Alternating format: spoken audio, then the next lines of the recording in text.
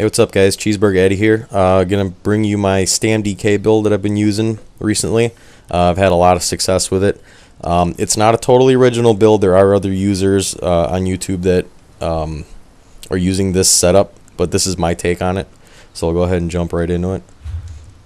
This is a 2H and sword and board setup for 2H using a Maelstrom Greatsword sharpened. Any Maelstrom 2H would work. You definitely want sharpened. For the sword and board bar, Night Silence. It doesn't have to be Night Silence. It could be whatever you want. Defending on the sword, increased weapon damage enchant on it. And then for the shield, it's Impen. And when you switch to that, you'll get an extra stack of stamina. I'm running 2-piece Bloodspawn, medium. You're going to want Impen on both of them. I have infused on the head, Impen on the shoulder. And then I'm running 5 Black Rose. This is a very popular setup. There are several other YouTube users that have made this build, but where mine stands out, it's in the CP and it's in the skill set. So I'll get to that. So 5 Black Rose. It's all heavy. It all comes Impen. And then I'm using 3 Agility, all robust, all weapon damage. For skills, Venomous Claw, Reverse Slice, Rally, Stampede, Dizzying Swing, and Dawnbreaker. You can run Flawless if you want to get the extra 5%, but I prefer Smiting because of the knockdown. You can change out Venomous Claw for Noxious Breath, which we're running on our back bar. You could put Rearming Trap here. Even Evil Hunter's still good, because you'll get increased weapon damage from the Fighters Guild passive, and then you'll get the 10% increased crit. Our crit's really low with this build, so you kind of don't really want to run that anyways. But for the back bar, Coagulating Blood, you can swap this out for Heroic Slash or any other skill really. Running Igneous Shield, Resolving Vigor, Hardened Armor. You can pick the other morph if you want. I picked this one for the damage shield. It's really dinky, but it's something. Noxious Breath and Corrosive Armor. You can run Standard of Might here if you want, but if you're going to do that, it works better if you're running Malubeth. Like if you want to make this into a super tank and you're just going to stand your ground, pick Standard if you want.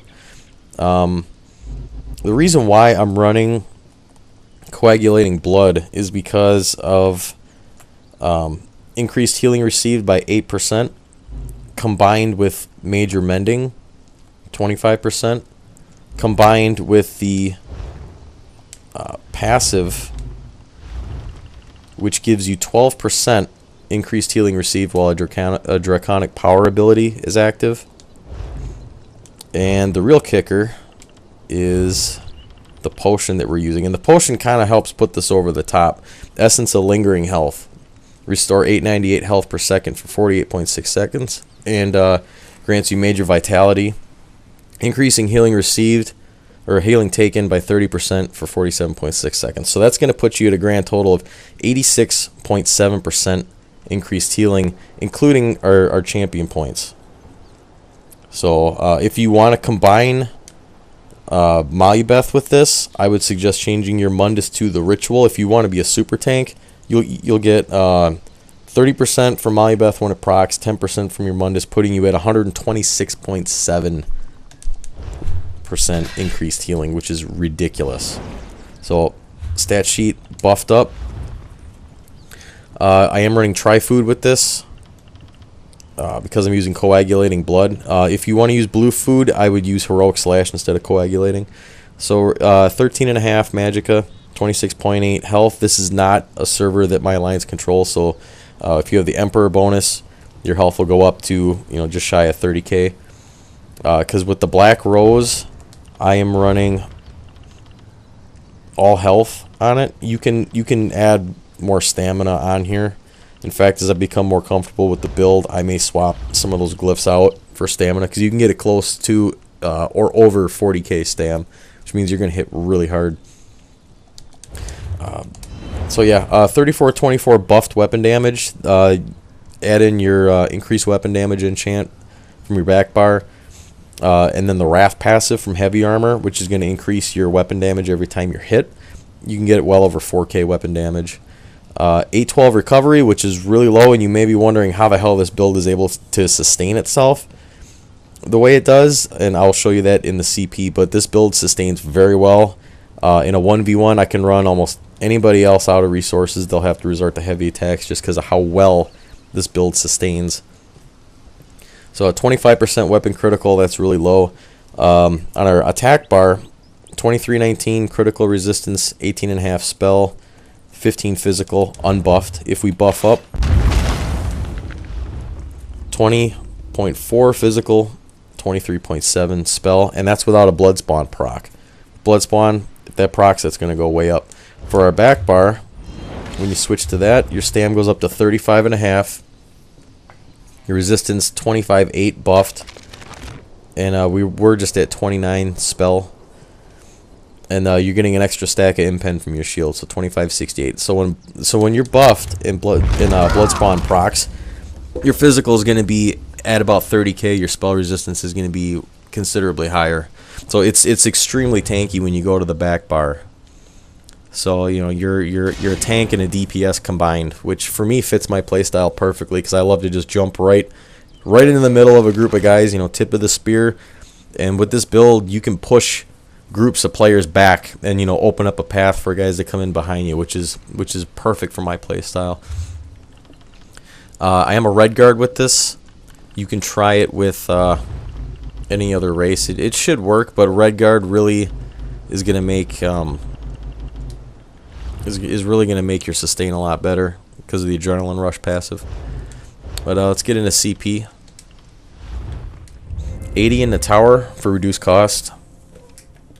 I'm running nothing in Mooncalf. I have no stamina recovery outside of the one-piece blood spawn, which gives you stam recovery, and the fact that blood spawn, both my pieces are medium, so I'm getting a little from that.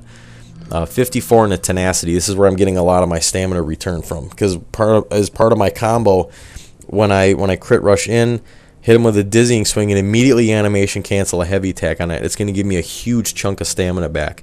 Combined with the stamina you're getting back from Black Rose every time you take a hit, and every 3 seconds with the adrenaline rush passive, when you attack somebody, you're getting more stamina back. So this build, as long as you're attacking, it will sustain. If you stop attacking, if you just turtle up and you're just spamming your heals over and over again, you're going to run out. So you have to stay attacking with this. It's a very aggressive build. 33 in a tumbling. With tenacity, I actually may take more out of Warlord and put more in a tenacity, but we'll see. I'm still playing around with the CP. 17 in the blessed. It's going to increase your healing 7.2%.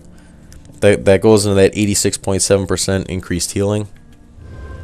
30 into this tree. I got 20 into shattering blows, 10 into melee weapons to get riposte, which is really nice. It's just another weapon in your arsenal because you're going to be blocking on your back bar quite a bit.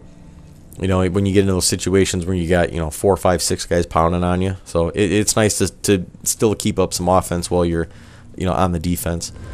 100 in a mighty, 10 in the precise strikes because our crit's really low, 25%. 10 in the thaumaturge to boost our 2 dots that we're using. 35 in the resistant. You can put more in there if you want. I may end up doing that. 60 in the hardy, 60 in the elemental defender. This is pretty standard, or you can split these up however you want. But as long as you're getting this unchained passive, you can throw some in the thick skinned if you want. 12 in the quick recovery, and that's what gets us the insane healing that we're getting. I mean, obviously you're combining really strong mitigation stats with crazy healing. This build does very well, and I don't know if there's anybody else that's running it quite like this. Some of the other guys that are running it, they're using recovery. I don't know if I mentioned that I'm running the warrior for increased weapon damage. Yeah, I mean, it's very effective. I mean, 1v1ing, it still does a ton of damage. Small group 1vx, if you're fighting 2, 3 guys, you can easily burst down a small group like that. And this thing holds itself really well against large groups of players. I've tanked the Emperor and his traveling entourage of 6-8 guys. And I've actually managed to break away from them just being able to tank their damage. So hope you guys like the build. Try it out. If you like it, awesome. Like, comment, subscribe, and I'll see you next time.